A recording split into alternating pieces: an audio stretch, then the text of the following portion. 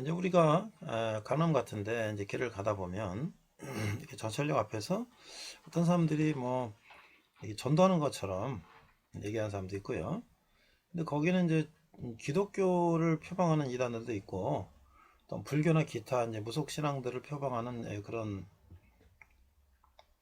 사람들도 있어요. 제가 이제 학교에서 학생들한테 성경을 가르칠 때 이단에 대한 경각심을 좀 불러일으키기 위해서 물론 이제 학생들이 채플이나 이제 성경 시간에는 크리스찬이 아닌 학생들도 이제 듣고 음, 그렇기 때문에 이런 것들을 좀 가르쳐 주려고 제가 이제 인터넷 조사해서 과제를 한번 제출하라고 하면 대학생들의 이단 피해 사례 같은 걸 좀 제가 조사해 보라고 하면 인터넷 찾아보면 깜짝 놀라는 거죠, 학생들이. 이런 게 있나? 뭐 예를 들어서 뭐 무속신앙 같은 그런 이단들은 지나간 청년들에게 뭐 잠깐 좀 얘기하자고 그러면서 어, 학생들이 조사한 이제 사례예요. 보면 뭐 얼굴이 뭐 안 좋은 뭐가 있는 거 보인다 뭐 이런 식으로 유혹을 해가지고 뭐 사실 집안에 뭐 문제 있으면 어떻게 알지 뭐 이렇게 해갖고 이제 커피숍에 가서 얘기를 하다가 이렇게 해가지고 뭐 구슬해야 된다 뭐 해야 된다 그래서 이제 돈을 뭐 몇백만 원씩 이렇게 에, 뜯어가는 사기를 치는 그런 사람들도 있고 그 다음에 뭐 여러 가지 같은 그런 방법으로 기독교를 표방하든지 다른 무속신앙이나 다른 종교를 표방하는 사람들이 굉장히 많은 이제 젊은 사람들을 유혹하는. 근데 실제로 거기에 빠져서 신천지 같은 경우는 집을 나가고 직장도 그만두고 거기에 이제 합숙소에 들어가서 생활하는. 그래서 이제 그 이단에 빠진 자녀들 가족들을 다시 이제 돌이키기 위해서 많은 가족들이 고생을 하고 하죠. 그리고 특히 이제 신천지 같은 경우에 이제 있던 그런 이제 빠졌던 사람들이 다시 회복이 돼서 거기 또 들어가 있는 사람들을 다시 구출해내기 위한 여러 가지 이제 상담 센터도 하고 그런 경우를 볼 수가 있죠. 자, 그래서 이제 전에 보니까 OCN이라고 하는 이제 에, 방송에서 구해줘라고 하는 이런 드라마를 한 적이 있어요. 저도 이제 이걸 이제 들어보고 한번 쭉 봤어요. 이게 이제 굉장히 아주 이단들 교주들이 얼마나 이제 타락되게 사람들 유혹해서 돈과 또 여러 가지 성적인 거, 뭐 기타 등등 자기 명예 뭐 이런 걸 뺏으면서 사람들을 세뇌시키고 구속하고 착취하는지 이런 것들을 아주 적나라하게 나타내는 영화인데요, 드라마인데요. 관심 있는 분들 한번 봤으면 좋겠어요. 제가 이제 이단에 대해서 좀 구체적으로 관심을 갖게 된 것은 90년대 중반에 현대종교라고 하는 이제 이단을 고발하는 이제 그런 잡지가 있죠. 그걸 처음 이제 시작하신 분이 이제 탁명원 소장님인데 그분이 많은 이제 이단 한국 기독교 이단에 대해서 이제 조사를 하고 그걸 책으로 월간지로 발표했더니 많은 이단들이 이제 그분을 테러했죠. 근데 결국은 이제 대성교회라고 하는 곳에서 운전 기사를 사주해서 이제 집으로 가시는데 테러를 해서 이제 돌아가시게 됐어요. 그래서 이제 그 교회를 이제 고발을 하니까 수많은 이제 살해 위협과 테러를 당해도 그걸 지켜주셨는데 결국은 돌아가셨죠. 그래서 제가 그때 그걸 보면서 아니 도대체 어떻게 이럴 수가 있나. 그래서 이제 서점에 가서 탕명원 소장님이 그동안 썼던 기독교 이단 연구 시리즈 4권을 다 샀어요. 다 읽어봤어요. 그 보니까 정말 우리 주위에 너무나 많은 이단들이 있는 거예요. 그래서 여기 이제 제가 CBS에서 보도한 거를 이렇게 이제 한번 캡처를 했어요. 보니까 이제 뭐 1917년 이게 이단이 계보의 계보. 1917년 정도교라는 거로 시작해서 뭐 한애녹, 남방여왕 뭐 이름도 희한하죠. 이렇게 해서 이제 쭉 내려왔는데 자 먼저 우리가 이제 그 이단이라는 것이 무엇이냐라는 이제 한문부터 이제 살펴볼 필요가 있는데요. 앞에서 내가 말씀드렸습니다만 여기 이단 다르리 끝단이잖아요. 다르리 끝단. 처음에는 교회 같아요. 다 교회라고 하니까. 그래서 이제 교회라고 해서 더 왔는데 보니까 끝이 달라. 끝단이에요. 끝단. 끝은 뭐예요?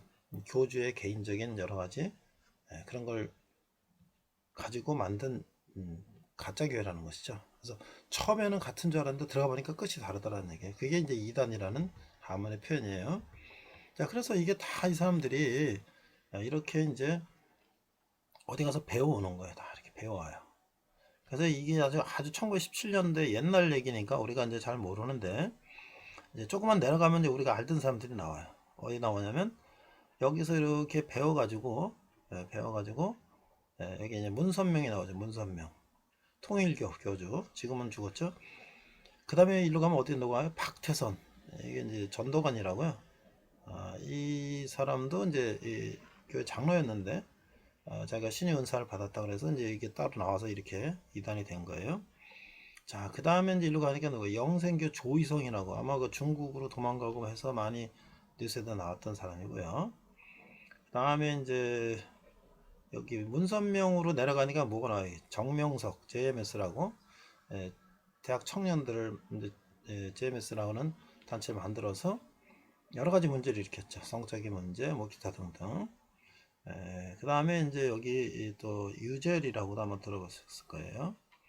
그 다음에 이제 내려가니까 또 누가 나오나요? 여기 이만희가 나오죠. 이만희. 신천지가 여기 나오죠.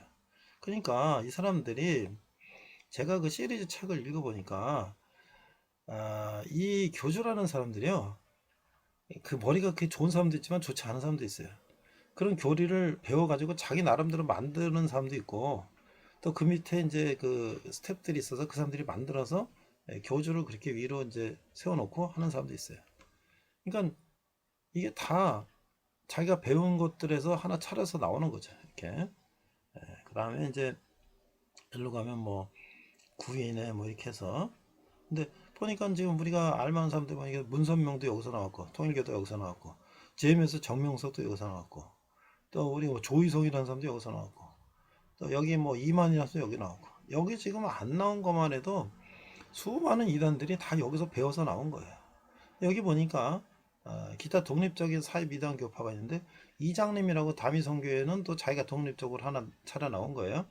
근데 여기서 보니까 유병원, 세월호 사건으로 유명해진 유병원 침, 이게 또 이제 구원파죠. 구원파인데 구원파가 또 이렇게 몇 개가 있어요. 박옥수, 지금 뭐 코로나 때문에 좀 덜하지만 전에 이제 뭐 잠실 뭐 체육관 뭐 어디서 뭐 박옥수 뭐 성경 집회한다고 막 포스터 나오고 광고 나오는 데가 여기에요. 이런 이제 또 이요한, 뭐 그 다음에 여기 이제 하나님의 교회라는 게 지금도 굉장히 많이 광고를 하고 있는데, 하나님의 교회가 뭐예요? 여기 이제 안상홍 장길자.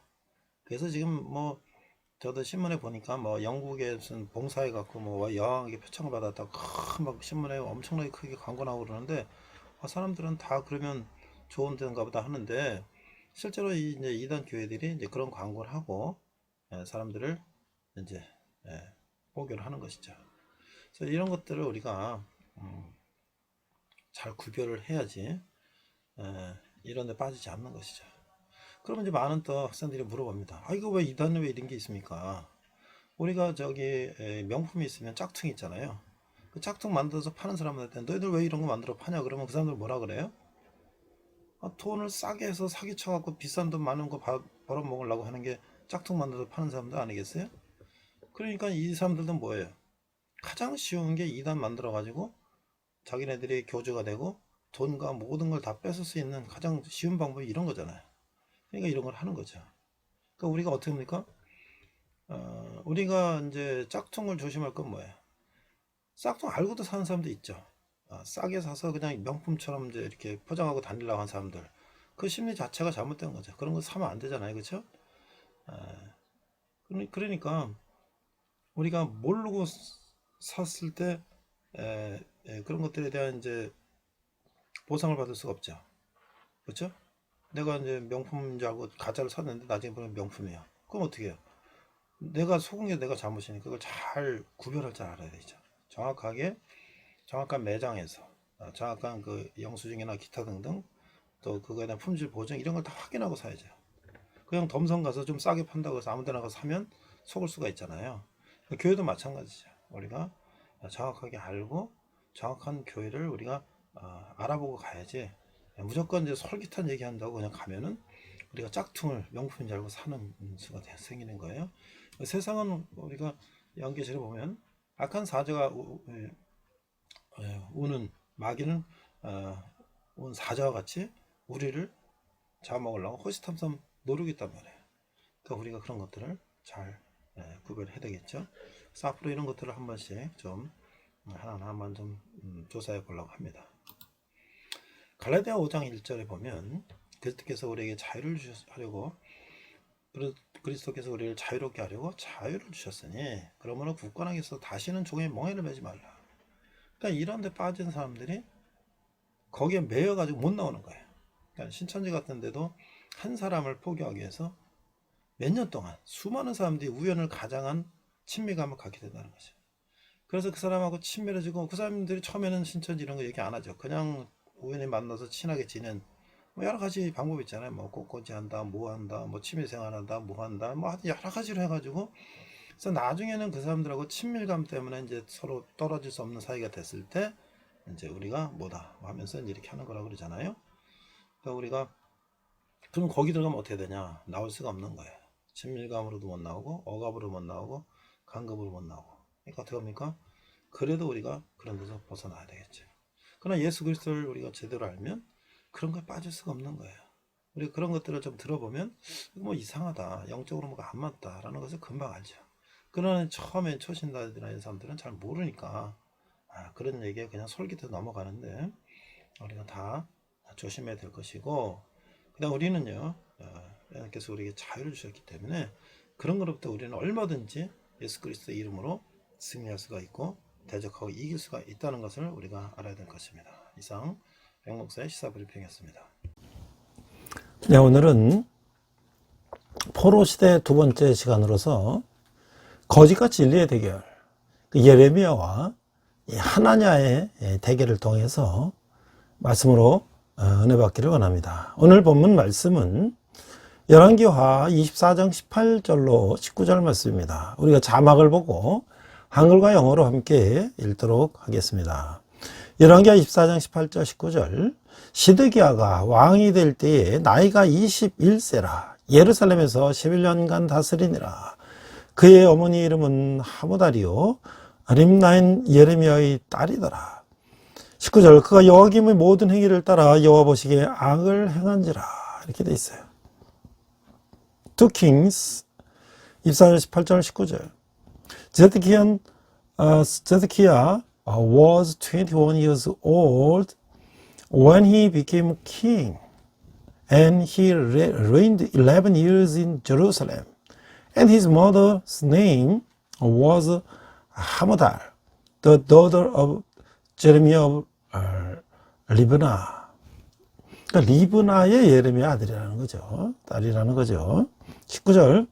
And he died ever in the sight of the Lord, according to all that Joachim had done. 이렇게 돼 있어요.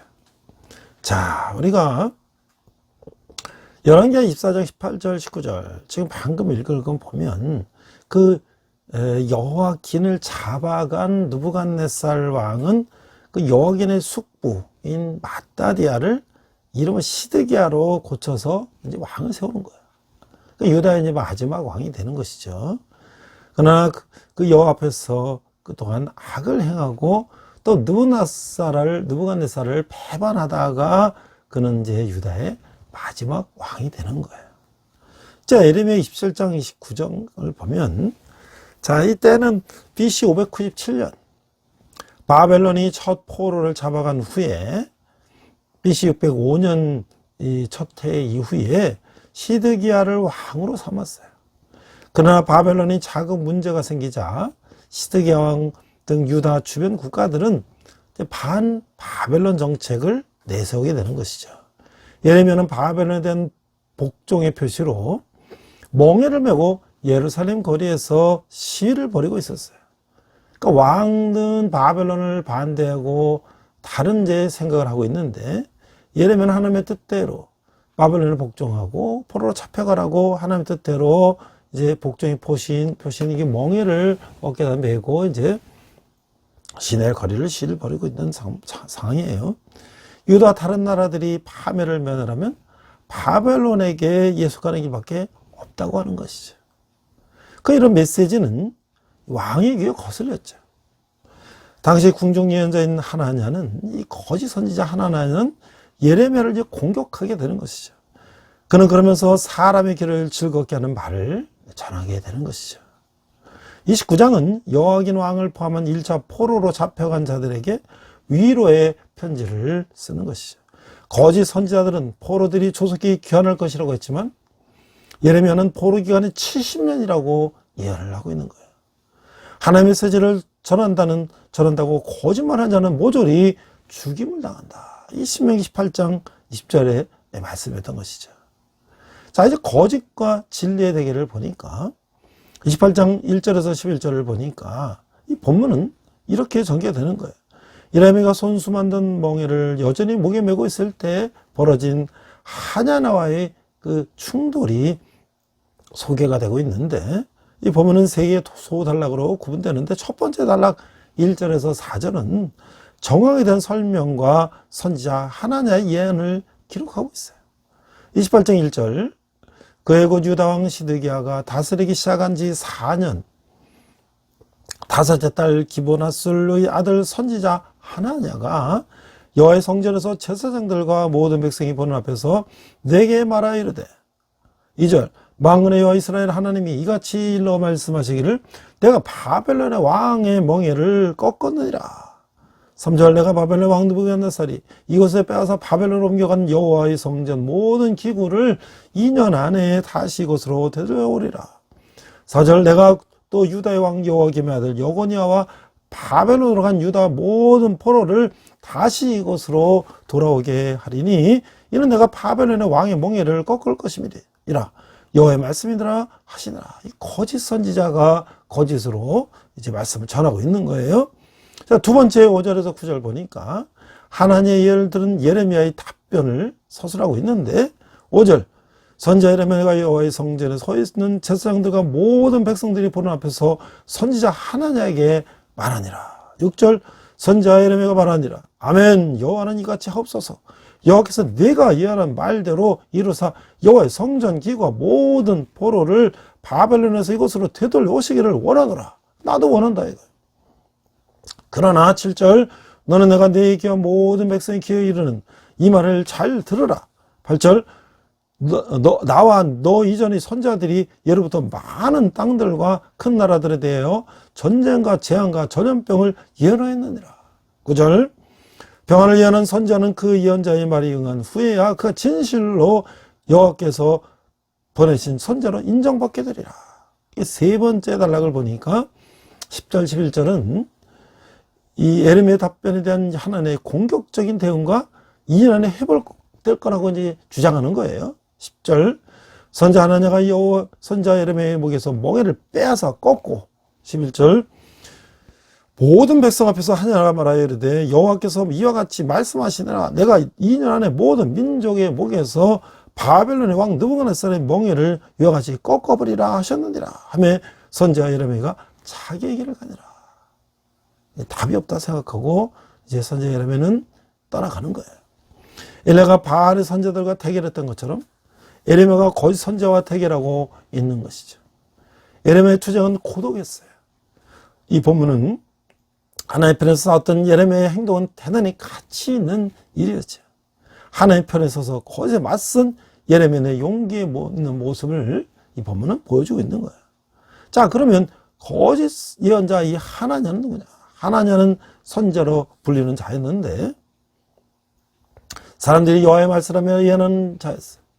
예레미야를 포함 모두가 직변하는 가운데 그는 하나님이 바벨론 왕의 멍에를 꺾으실 것이며 바벨론에게 빼앗긴 성전 기구는 2년 안에 돌아올 것이라고 예언을 했던 것이죠.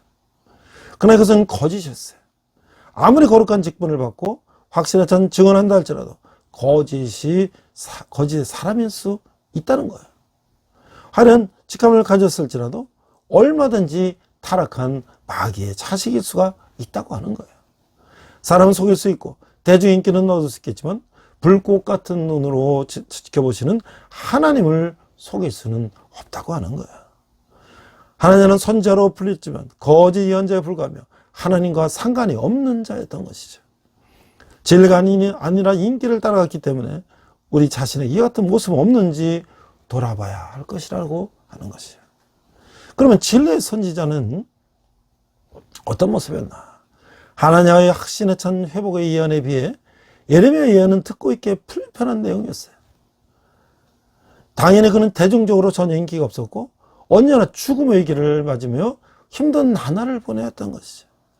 그러나 그는 하나님의 편에 서 있었어요. 인간적으로는 외로워도 하나님과 동행하는 참 선지자였던 것이다 라는 것이죠.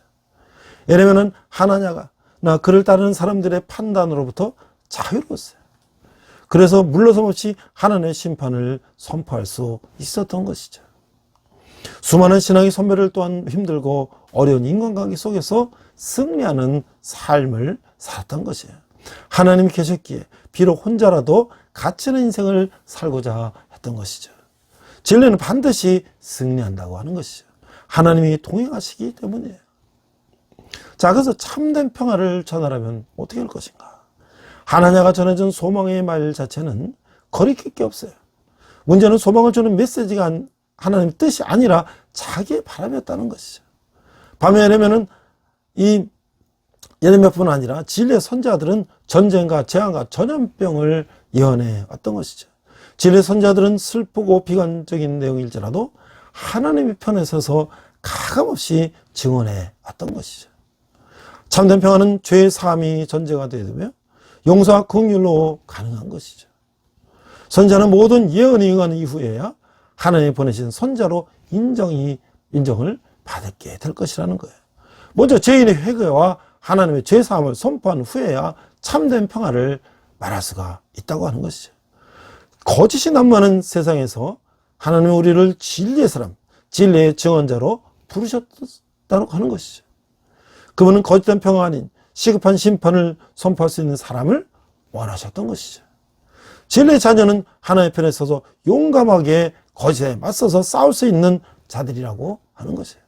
그것이 진리의 사람들에게 주어진 사명이라고 하는 것이죠.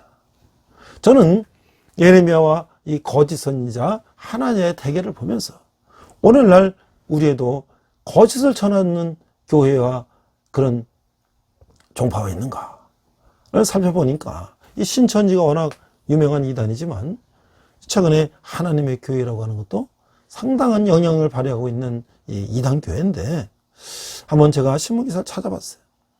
뉴센조에 이렇게 나와 있는데 하나님의 교회는 신도들의 재산을 노리는 사기 집단이다. 이렇게 해서 하피모라고 하는 이제 그 단체가 장길자와 김주철 씨를 사기 혐의로 고소했다. 이게 이제 뉴스엔조의 기사에 나온 거예요. 자, 하나님의 교회 피해자가 뭐예요? 이게 이제 하피모라고 하는 것인데 하나님의 교회 세계복음선교협회 이게 간단히 하나님의 교회라고 하겠습니다. 그래서 어머니 하나님으로 통하는 장길자 씨와 총회장 김주철 씨를 대검찰청에 사기 혐의로 고발했다. 라는 기사예요. 하피모는 7월 27일 판교 하나님의 교회 본부 앞에서 두 사람을 고발하는 기자회견을 열었어요. 이들은 장길자와 김주철은 자신들의 재산을 증식할 목적으로 1988년, 99년, 2012년 각 연도마다 종말의 날짜를 정한 시한부 종말을 설파하면서 수많은 신도의 재산을 갈취했다. 하나님의 교회가 구민일보와의 재판에서 패소한 8개월을 보면 이들이 수십 년 동안 벌어들인 재산 규모가 3, 4조 원에 이른다고 하는 것을 알 수가 있다. 이들로 인해 발생한 피해자들의 규모가 상당하다는 사실을 짐작해 볼 수 있다라고 하는 것이죠.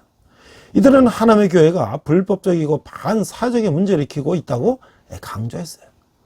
장길자 김주철 씨의 사기 행각으로 중국, 싱가포르, 몽골, 미국 등에서도 피해자가 속출했다고 하는 거예요. 해외에서도 피해자 모임이 결성됐고 미국 MBC 방송국은 하나님의 교회 때문에 발생한 이혼, 갈등, 낙태, 가정 파괴 등 피해 사례를 보도하며 주의를 당부했다고 하는 거예요. 하필이면 하나님의 교회는 종교의 형식만 가지고 있을 뿐 실상은 신도들의 재산을 노린 조직화된 사기 집단일 뿐이다. 이들은 자신들의 목적을 이루기 위해 신도들에게 이혼을 조장하고 가정을 파괴한다. 선교라는 명목으로 믿음이 갖춰졌다고 생각되는 신도를 선교사로 파견하는데 그곳에서도 국내와 마찬가지로 문제를 일으키고 있다. 주장하면서 이 기자회견 전문이 이렇게 돼 있는데 하나님의 교회 세계복음선교협회 측의 상습적인 시한부 종말 사기 행각을 고발한다. 하나님의 교회 세계복음선교협회 가로치고 하나님의 교회는 1964년 안성홍이 설립하였고, 안성이 죽던 1985년 이후로부터는 안성교회 부산본부에서 제명을 당한 장길자와 김주철이 공모하여 서울 지역에서 독립적인 교회를 설립했다. 장길자를 어머니 하나님으로, 장길자의 조카 사이였던 김주철을 총회장으로 추대하면서 현재 신흥종교로 자리를 잡았다. 이후 장길자와 김주철은 자신들의 재산을 증식할 목적으로 1988년, 99년, 2012년 각 연도마다 종말의 날짜를 정한 시한부 종말론을 설파하면서 수많은 신도의 재산을 칼취했다. 이들이 수십 년 동안 시한부 종말을 설파하면서 벌어진 재산의 규모가 3, 4조에 이른다. 국무인을보가 고등법원 판결문을 보더라도 이들의 발생한 피해들의 규모가 상당하다는 사실을 짐작해 볼 수가 있다고 하는 거예요. 더 나아가 장길자와 김철의 사기 행각은 국내만서 발생한 것이 아니라 이 외국까지도 발생됐다 하는 거예요. 그러나 하나님교회 장길자와 김철은 자신들의 잘못을 인정하고 사죄를 하기보다 오히려 이를 알리고 비판하는 피해자들은 대상으로 테러에 가까운 민형사 소송을 남발했다. 그러나 법원은 하나님의 교회의 상습적인 시한부 종말 설포와 이로 인해 발생한 이혼, 가출, 낙태, 가정 파괴 등 수많은 피해를 지적하며 그동안 저지른 하나님의 교회의 범죄를 여실히 드러내어 사회에 경종을 울렸다라고 하는 거예요. 2012년 반드시 세상 종말이 될 것이라고 혼장담했던 장길자와 김철은 2012년부터 2016년까지 예외당으로 사용할 교회 건물 90개, 약 7천억 원 상당의 건물을 매입하였는데 이 중에는 한 채에 300원이 넘는 건물도 포함되어 있다. 그러나 이들은 자신들이 이 사기와 편취 행위를 사자기보다 오히려 자랑하듯 헌당 예배를 이걸 각 언론사에 통해서 대대적으로 선전하며 자신들의 위세를 자랑했다고 하는 거예요. 지금까지 살펴본 바와 같이 하나님의 교회는 종교의 형식만 가지고 있을 뿐 실상은 신도들의 재산을 노린 조직화된 사기 집단이다. 그래서 이들의 무리를 일으키면 일반 기업보다 더 악랄한 것은 자신들의 목적을 이루게 이혼을 조장하고 가정을 파괴하고 있다는 것이다. 이게 이제 이들의 문제점이라는 거예요. 그래서 그 일부를 선교사로 파송하고 또 이 해외에 한국에 대한 부정적인 이미지도 만들고 이같이 불법적이고 반사회적인 문제를 일으키는 하나님의 교회 장길자와 김주철이 종교라는 그들의 숨어 법의 빛으로부터 피격한다면 앞으로도 이들에게 속아 재산을 갈취당하고 가정이 파괴되는 피해자들이 넘쳐날 것이다. 이 하나님의 교회 피해자를 모임은 장길자와 김철의 사기 행각과 이로 인해 발생한 피해자들에 대해서 죗값을 물기 위해 저들을 법의 심판대에 세우자 고발장을 제출하기 이뤘다.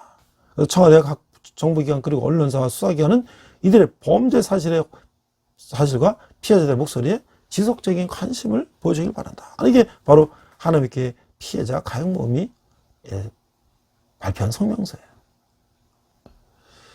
자, 제가 이제 이런 글을 하나 봤어요. 이 가짜 토끼 경주다. 그러니까 TV에서 이렇게 보니까 이제 사냥개가 이렇게 막 경주를 하는 거예요. 이게 트랙을 돌면서. 근데 이제 경마와 비슷하게 트랙을 도는데 그 사냥개 몇 마리가 뛰는데 거기다 몇 번 사냥개다 이제 걸면 이제 이기면 돈을 따는 이제 도박이라는 거죠. 경매도 이제 그런 거죠. 경마도. 그런데 그 사냥개를 달리게 하는 것은 뭐냐면 그 코가 예민하니까 거기다 이제 가짜 토끼를 만들어서 앞에다 이제 기계를 설치하고 가짜 토끼가 막 도망가면 그 사냥개가 쫓아가면서 이제 그 냄새 맡고 쫓아가게 해갖고 결국 이제 어느 개가 이제 빨리 쫓아가냐 해서 1, 2, 3등을 정하는 것인데 이제 개들이 이제 계속 쫓는데 어떤 개 하나가 황당한 일이 일어났다는 거예요. 매번 이제 허탕을 치고 쫓아가다가 허탕을 치고 그랬는데 물론 그래서 이제 1, 2, 3등은 사람이 이제 도박을 하지만 어떤 황당한 일이 일어났는데 한 개가 그 한창 주가를 올리던 개인데 클리어 멜이라는 영리한 개가 있었대요.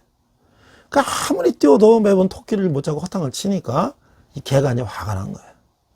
그래갖고 이제 경기가 시작되다 출발해서 물을 팍 차고 나서 가짜 토끼를 잡으라고 막 뛰고 있는데 이번에도 이제 클레메리가 이제 선두를 달리고 있었어요.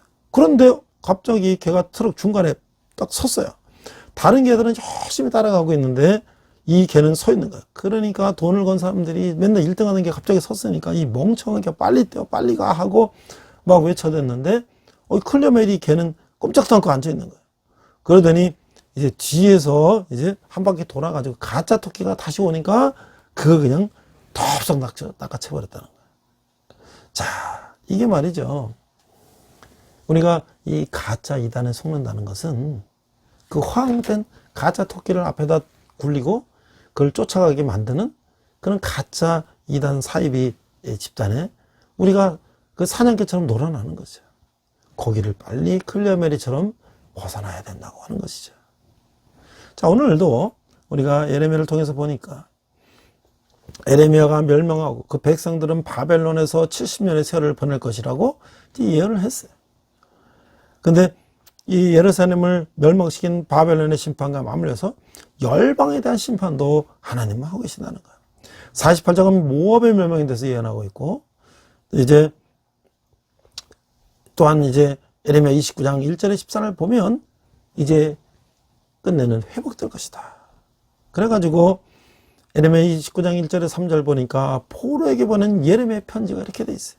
1절, 선지자 예레미야가 예루살렘에서 이 같은 편지를 느부갓네살이 예루살렘에서 바벨론으로 끌고 간 포로 중 남아있는 장로들과 제사장들과 선지자들과 모든 백성에게 보냈는데, 2절, 그때는 여고냐 왕과 왕후와 궁중 내시들과 유다와 예루살렘의 고관들과 기능공과 토공들이 예루살렘에서 떠나노라.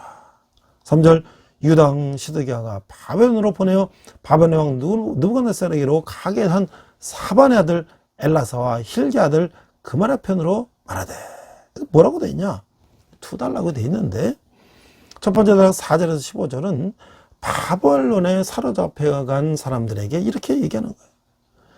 4절, 만군의 여호와 이스라엘의 하나님께서 예루살렘에서 바벨론으로 사로잡혀가게 한 모든 포로들에게 이와 같이 말씀하시더라. 5절, 너희는 집을 짓고 거기에 살며 텃밭을 만들고 열매를 먹으라. 아내를 맞이하며 자녀를 낳으며 너희 아들이 아내를 맞이하여 너희 딸이 남편을 맞아 그들로 자녀를 낳게 하여 너희가 거기서 번성하고 줄어들지 아니하게 하라. 7절, 너희는 내가 사로잡혀가게 한 그 성읍의 평안을 구하고 그를 위하여 그와 함께 기도하라. 이는 그 성읍이 평안함으로 너희도 평안할 것입니다. 8절, 만군의 여호와 이스라엘 하나님께서 이와 같이 말하노라. 너 중에 있는 선지자들에게 와 점쟁에게 미혹되지 말며 너희가 꾼 꿈도 고지 듣고 믿지 말라. 9절, 내가 그들을 보내지 않았어도 그들이 내 이름으로 거짓을 예언함이라 여호와의 말씀이니라. 10절, 여호와께서 이같이 말씀하시니라. 바벨론에서 70년이 차면 내가 너희를 돌보고 나의 선한 말을 너에게 성취하여 너희를 이곳으로 돌아오게 하리라. 11절, 여호와의 말씀이니라. 너희를 향한 나의 생각을 내가 안 하니 평안이요 재앙이 아니라 너에게 미래의 희망을 주는 것이니라. 12절, 너희가 내게 부르짖으며 내가 와서 기도하면 내가 너희들의 기도를 들을 것이요. 13절, 너희가 온 마음으로 나를 구하면 나를 찾을 것이요 나를 만나리라. 14절, 이것은 여호와의 말씀이니라. 나는 너희를 만날 것이며 너희를 포도된 중에서 다시 돌아오게 하되 내가 쫓아 보냈던 나라들과 모든 곳에서 모아 사로잡혀 떠났던 그곳으로 돌아오게 하리라. 이것은 여호와의 말씀이니라. 15절, 너희가 말하기를 여호와께서 우리를 위하여 바벨론에서 선자를 일으키셨느니라. 자, 이 두 번째 단락은요, 유다에 남아있는 자들에게 이렇게 말씀하시는 거예요. 16절, 다윗의 왕좌에 앉은 왕과 이 성에 사는 모든 백성 곧 너희와 함께 포로되어 가지 아니한 너희 형제에게 여호와께서 이와 같이 말씀하셨느니라. 17절, 만군의 여호와께서 이와 같이 말씀하시되 보라 내가 칼과 기근과 전염병을 그들에게 보내어 그들에게 상하여 먹을 수 없는 몹을 무화같게 하겠고, 18절, 내가 칼과 기근과 전염병을 그들을 뒤따르게 하며 그들을 세게 여러 나라 가운데서 흩어 학대를 당하게 할 것이며 내가 그들을 쫓아낸 나라들 가운데서 저주와 경악과 조소와 수모의 대상이 되게 하리라. 19절, 여호와의 말씀이니라. 너희들이 내 말을 듣지 않았기 때문이더라. 내가 내 종 선자들을 너에게 꾸준히 보냈으나 너희는 그들의 말을 듣지 않았느니라. 여호와의 말씀이니라. 20절, 그런즉 내가 예루살렘에서 바벨론으로 보낸 너희의 모든 포로여 여호와의 말씀을 들을지더라. 21절, 만군의 여호와 이스라엘의 하나님께서 골라의 아들 아합과 마세의 아들 시드기야에 대하여 오늘 이와 같이 말씀하시더라. 그들은 내 이름으로 너에게 거짓을 예언한 자라. 보라 내가 그들을 바벨론 왕 느부갓네살의 손에 넘기리니 그가 너희 눈앞에서 그들을 죽일 것이라. 22절 바벨론인 유다의 모든 포로가 그들을 저주거리로 삼아서 이르기를 여기서 너를 바벨론 왕이 불살라 죽인 시드기야의 아합과 함께 하시기를 원하노라 하리니 이는 그들이 이스라엘 중에서 어리석게 행하여 그 이웃인 아내와 간음하여 내가 그들에게 명령하지 아니한 거짓을 내 이름으로 말함이라. 나는 알고 있는 자로서 증인이니라 여호와의 말씀이니라 하시니라. 이렇게 되어 있어요. 그러니까 실수로 잘못된 것을 바로 잡으려면 많은 노력이 필요하죠. 파괴된 자연을 복구하는 것도 얼마나 많은 세월과 비용이 드는지 몰라요. 그러나 이 일은 엉망이 된 인간의 영혼을 회복하는 것에 비할 수가 없다고 하는 거예요. 인간의 영혼이 회복되는 놀라운 일은 하나님만 할 수 있다고 하는 거예요. 그래서 이제 우리는 이 하나님의 징계 중에 어떻게 될 것이냐. 첫째는 징계 중에 순종해야 된다. 하나님 바벨론으로 잡혀간 자들에게 그것에서 집을 짓고 텃밭을 이루고 결혼해서 자녀를 낳으라고 말씀하고 계시는 거예요. 본태에서 같이 일상적인 생활을 하라는 것이에요. 비록 하나님의 징계를 받았지만 하나님의 사랑과 은혜는 중단되지 않는다는 의미라고 하는 것이에요. 하나님의 백성은 징계 가운데 있더라도 하나님을 믿고 의지하는 신앙적 태도를 가져야 한다고 하는 것이죠. 계속해서 징계에 대해서 불평하고 반항한다면 하나님이 주시는 회복의 은혜가 막히게 된다고 하는 것이에요. 어려운 때도 하나님의 사랑 안에 있음을 확신하며 인생을 갖고 나간다면 회복의 역사도 속히 임할 것이다 라고 하는 거예요. 또 하나님의 백성은 자식뿐 아니라 자신이 속한 공동체의 평강을 구해야 한다고 하는 것이죠. 징계 가운데서 하나님의 은혜가 끊이지 않음을 믿어야 된다라고 하는 것이에요. 두 번째는 미혹되지 말아야 된다. 어려운 때일수록 어리석은 행동을 하기 쉬운 것이 인간이라고 하는 거예요. 어려울 때일수록 믿음이 흔들려서 하나님보다 다른 의지할 것을 찾아 분주하는 것이 인간이라고 하는 거예요. 심판의 예언을 듣고 흔들린 사람들은 의지할 대상을 찾아 거짓 선지자나 점쟁이를 찾아갔던 것이죠. 그래서 하나님은 이들에게 미혹되지 말며 심지어 자신이 꾼 꿈도 믿지 말라고 명하셨던 것이에요. 우상 숭배와 악행으로 포로가 된 그들에게 그런 노력들은 심판의 강도를 더욱 세게 하고 심판의 날을 길게 할 뿐이라고 하는 것이죠. 귀에 좋은 소리를 들려주는 거짓 예언자들에게 돌아서야 한다고 하는 거예요. 어려울 때일수록 하나님을 의지해야 한다고 하는 것이죠. 풍랑의 때로 배를 목적지에 빨리 도착하게 하듯이 고난은 속히 하나님의 뜻을 이루게 해준다. 풍랑이 불면 난파가 될 위험도 있지만 빨리 배를 목적지까지 보낼 수도 있다는 것을 우리는 잊지 말아야 된다고 하는 거예요. 세 번째는 부르짖어야 된다. 70년 기간이 차면 이스라엘은 회복될 것이에요.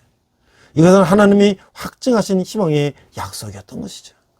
하지만 이 약속은 자동적으로 이루어지는 것이 아니라 하나님께 부르짖으며 간구하는 자에게만 얻을 수 있는 인격적인 약속이라고 하는 거예요. 하나님의 선하신 뜻을 믿는 자들은 하나님의 약속을 붙잡고 부르짖으며 간구하는 자들이다 라고 하는 거예요. 회복의 역사는 전적으로 하나님의 능력에 의해 이루어지지만 회복을 사모하는 회복을 사모하는 사람이 받아들임으로써 완성이 된다고 하는 거예요. 수술대에 있는 환자가 전적으로 의사에게 의탁해야 나을 수 있는 것처럼 하나님의 뜻을 우리의 순종과 믿음의 간구로 성취된다고 하는 것이죠. 간구하는 마음과 부르짖고자 하는 간절함이 필요하다고 하는 거예요. 그 온 마음으로 구하면 하나님을 만날 수 있다고 하는 거예요. 하나님을 떠나 죽음에 이르게 된 인간의 영혼은 절대적인 절명자체예요. 그러나 그런 영혼조차 부르시는 하나님의 은혜가 있으므로 소망이 있다고 하는 거예요. 회복시키는 하나님의 은혜를 믿고 절망 중에도 하나님께 부르짖어 구원의 은총과 기쁨을 획득할 수 있어야 된다고 하는 것이죠. 그래서 이제 이번 예레미야 48장 51절은 모압의 멸망, 또 49는 암몬, 에돔, 담에서 게달, 엘람의 멸망, 51장은 바벨론의 멸망을 예언하고 있는 거예요. 그래서 이 예언은 예루살렘 함락되기 6년 전에 시드기야 왕 4년에 바벨론으로 간 사절단에 의해서 바벨론에 있는 포로들에게 전해졌어요. 이 예언은 공개적으로 낭독된 후에 유브라데 강에 던져졌어요. 바벨론은 메대에 멸망할 것인데 실제로 BC 539년에 메대 고레스 왕에 의해서 망하게 됐다고 하는 것이죠. 자, 우리가 믿음을 잃어버리고 우상을 숭배하고 하나님을 배반하고 이제 포로로 잡혀간 그런 인생들을 바라보며 그게 과연 3000년, 2500년 전에만 있었던 이야기인가? 오늘날 우리가 그런 시대를 맞고 있지는 않는가? 이제 서양의 이 교회들을 보면 이제 호주 교회에 이제 어느 목사님이 이제 갔다는 거예요. 그 시드니 한 식당에 갔는데 이제 가벼운 양식과 맥주 등을 파는 레스토랑이었는데 자세히 보니까 이 건물이 교회 건물이었다는 거야. 교인이 없어서 문을 닫게 된 교회 건물을 이제 술 파는 사람이 사가지고 이제 술을 파는 식당으로 바꿨다는 거예요. 그 식당에서 같은 음식을 먹어도 앉는 자리에 따라 음식이 다르다고 하는 거야. 여기 이제 성도들이 앉는 자리에 말하는 식당이 가장 싸요. 여기 성가대에 앉으면 좀 더 비싸요. 그 단상에 목사님하고 이제 여기 앉아 있는 데는 그거 가장 비싼 자리라는 거예요. 자, 이게 참 이게 가슴 아픈 이야기 아닙니까? 그래가지고 이제 그 목사님이 바로 나왔다는 거예요. 자, 아름다운 신앙가진 선조들이 지극한 헌신으로 지어놓은 예배당이 이제 술집으로 팔려가갖고 그런 현실이 된 걸 보면서 이게 남의 일처럼 여기지 않나. 호주에 있는 교회도 우리 주님의 교회인데 주님이 얼마나 마음 아파하셨을까 하고 생각하니까 오랫도록 마음이 아팠다. 그 영국은 주변에 많은 나라가 근대화의 과정에서 혁명으로 프랑스도 피해 혁명을 일으키고 뭐 그랬는데 영국은 신앙 부흥을 경험하며 혁명 없이 근대화를 이루는 나라예요. 이는 특별히 18세기에 있었던 휘필드와 웨슬리의 사역의 힘이 크다라고 하는 거예요. 그러나 지금 영국의 상황은 어떻습니까? 몇 해 전 런던에서 사역하는 선교사님이 이런 선교를 받은 적이 있어요. 영국의 상황은 너무 비참합니다. 어떤 통계에 따르면 런던 인구의 10%가 모슬림으로 개정하고 있다고 합니다. 자, 이 영국의 교회는 아주 크게 지어놓은 교회당을 유지할 수가 없어가지고 이제 칸을 막아서 임대를 하거나 팔기에 이르렀다는 거예요. 근데 그것을 전문적으로 구하려는 사람들이 5.1달러를 가진 이 이슬람 선교사들이라는 거예요. 이것에 대해서 기도해 주십시오. 이 얼마나 비참한 얘기입니까? 자, 우리가 오늘 이 거짓 선지자 하나냐 얘기를 또 하나님을 배반하고 포로로 잡혀간 이스라엘 백성들을 보면서 그 유다는 하나님의 경고에도 불구하고 우상 숭배의 죄를 계속해서 이제 짐으로 인해서 징계를 받게 됐죠. 이에 대해서 모압 등은 유다의 실패를 보고 초화했어요. 저것도 이제 망했다 이거죠. 그들의 실패를 영원한 실패처럼 이제 여겼어요. 그러나 하나님은 이것이 유다의 마지막을 의미하는 것이 아니라고 말씀하시고 계세요. 우리도 삶을 살다 보면 이런저런 실패들을 경험하게 되죠. 실패에 대한 잘못된 생각들을 살펴보며 실패에 대한 잘못된 생각들을 우리가 한번 살펴보자 하는 것이죠. 첫 번째는 실패를 피할 수 있다고 생각하는 거라는 거예요. 모든 사람들은 실패하고 그르치고 실수를 저지르죠. 미국 한 언론이며 평화운동가인 노만 커즌스는 사람의 본질은 불완전하다라고 말했어요. 그 자신이 실수를 범할 수 있다는 것을 우리는 인정해야 된다고 하는 거예요. 그리고 실패가 하나의 사건이라고 생각하는 거예요. 자, 앱학점 하나 맞았으면 우리가 실패한 겁니까? 실패하는 과정이라는 거예요. 앱학점은 자신의 시험을 잘 통과할 수 있는 과정을 소홀했다는 것을 보여주는 것인데 누구도 마지막 숨을 거둘 때까지 그 사람의 인생이 실패했다고 결론 줄 수는 없다고 하는 거예요. 세 번째는 실패자가 객관적이라고 생각하는 거예요. 실패에 대한 평가는 굉장히 주관적이에요. 어떤 행동이 실패인지 아닌지를 결정하는 것은 자신의 생각과 반응이에요. 성공한 사람들은 성공을 이루기까지 많은 문제와 실수, 잘못을 하지만 그것을 실패로 보지 않는다고 하는 거예요. 또 네 번째는 실패를 적이라고 생각하는 거예요. 실패는 성공에는 역경이에요. 음악학 연구가인 앨로이스 리스타드는 우리 자신을 실패하도록 허락하는 것은 곧 우리 자신을 성공하도록 허락하는 것이다 라고 했어요. 그 실패는 성공의 어머니라고 말하고 있잖아요. 다섯 번째는 실패를 뒤집을 수 없다고 생각한다는 거예요. 이제 텍사스 경관에는 젖소를 잃어버리지만 않는 한 우유를 얼마나 많이 쏟았는가는 문제되지 않는다라는 말이 있다는 거예요. 그렇죠. 우리가 우유를 좀 쏟았다고 해서 그걸 너무 낙심하고 좌절할 필요 없다는 거예요. 소가 아직 있으니까 또 짜면 된다는 거예요. 매사에 긍정적인 시각을 가져야 된다는 거예요. 자, 여러분 실패를 5점이라고 생각하는 거예요. 실수를 저질렀을 때 그로 인해 절대적으로 낙망하지 말라. 5점을 남기다고 생각하기보다는 성공에는 단계로 만들어야 된다는 거예요. 마지막으로 실패를 끝이라고 생각하는 거예요. 아무리 커다란 실패라도 성공은 막을 수 없다고 하는 것이죠. 오늘날 이 이스라엘 백성들이 이 유다의 이 바벨론에 멸망하고 포로로 잡혀가서 70년 동안 그가 실패한 인생이었지만 그들은 회개하고 다시 하나님의 때에 하나님의 방법으로 그들을 다시 돌려보내주신다는 것을 믿고 그들이 다시 돌아왔을 때, 제가 코로나 전에 이스라엘 가봤는데 그들이 포로 귀환 후에 2000년이 지난 지금까지 절대 그들이 하나님을 버리지 않는 거예요. 우리가 너무나 잘 알던 그 이스라엘 안식일을 지키는 방법들. 저희 갈릴리 호텔에 갔을 때, 내일이 이제 금요일 저녁, 토요일 날 저녁 이제 안식일에 들어가니까 호텔에서 이제 집에 우리한테 카운터에다가 이제 수건만 잔뜩 싸놓고 우린 내일 하루 종일 안식일 나가시니까 니들이 수건 가져가고 여기서 알아서 이제 나가서 밥 사 먹으라고. 그래서 우리가 이제 갈릴리 지역에 토요일 날 나갔더니 유대인 식당은 다 문 닫았어. 토요일 안식일 날. 그래서 결국 찾아서 러시아인이 하는 식당을 찾아가서 햄버거 하나 사 먹었는데 그들은 그때 실패 이후에 철저하게 그들은 이제 하나님을 배신하지 않고 살죠.